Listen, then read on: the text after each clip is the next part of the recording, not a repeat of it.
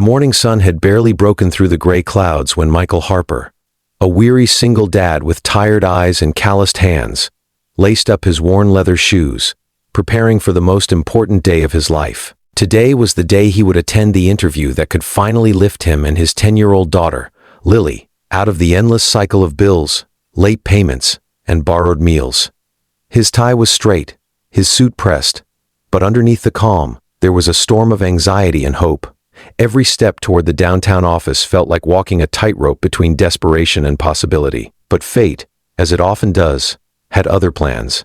As Michael stepped off the subway and into the bustling streets, he noticed a commotion by the corner of Pine Street. A woman, clearly in distress, had dropped her groceries in a tangle across the sidewalk, her shopping bags split open and spilling produce into the gutter. Passers-by glanced briefly but kept walking, absorbed in their own worlds. Without thinking, Michael sprinted forward. He knelt, gathering apples, oranges, and a carton of milk, offering her a reassuring smile.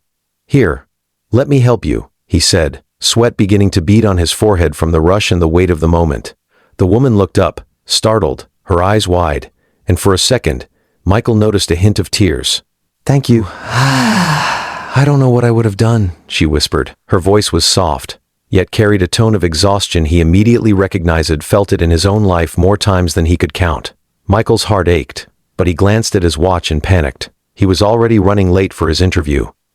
The company he hoped would finally give him a kind of chance that might mean security, a home.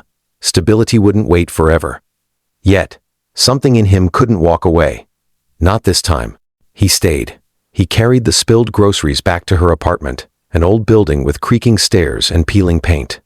She introduced herself as Emily, her voice trembling slightly. She insisted he take nothing, but Michael refused payment. By the time they finished, an hour had passed. The sun was higher in the sky, casting a harsh light on the bustling streets below, mocking his tardiness. Michael's stomach nodded. The interview wasn't going to wait, and he had already committed hours to helping this stranger. Yet, as he helped Emily pick up the last of the fallen oranges, a warmth spread through him, a rare, fleeting feeling of pure purpose. It was a reminder that the world, with all its chaos, still had space for kindness. Michael left her apartment, brushing imaginary dust off his shoulders, and ran toward the office. But as he reached the lobby, the receptionist shook her head. The position had already been filled. His heart sank, his dreams of stability vanishing in an instant. He slumped against the marble wall, defeated, imagining Lily's disappointed face, the evening's dinner consisting of leftovers and instant noodles. Hours later, Michael returned home, dragging his feet, feeling the weight of the day heavier than ever. Lily greeted him with a hug that should have been comforting, but he felt hollow inside. He sat her down, forced a smile, and told her he'd try again tomorrow. But just as he set her down to start dinner, his phone buzzed. It was an unknown number. Hesitant, he answered. "Mr. Harper?" a composed voice asked. It was Emily. He didn't recognize the number immediately, but the warmth in her tone was unmistakable. "Yes, this is Michael." There was a pause, almost deliberate. "I just wanted to thank you again for your kindness today. You didn't know it, but you saved me in more ways than you can imagine." Michael felt a lump form in his throat, uncertain where this was heading. Emily continued, her words measured but vibrant. "I'm the CEO of Verdant Tech. I was late to an urgent meeting, and if you hadn't helped me, it could have cost millions. I never forget people who show true kindness. I want to offer you a position at my company not as a favor, but because people with integrity, compassion, and courage deserve opportunities." Michael froze, staring at the cracked linoleum floor. It couldn't be real. After all the struggle, the exhaustion, the long nights worrying if he'd make rent, the universe was offering him a lifeline, but this one came with the twist of fate he had never expected. Tears pricked his eyes as Emily spoke, offering details of the role, the salary, and the benefits.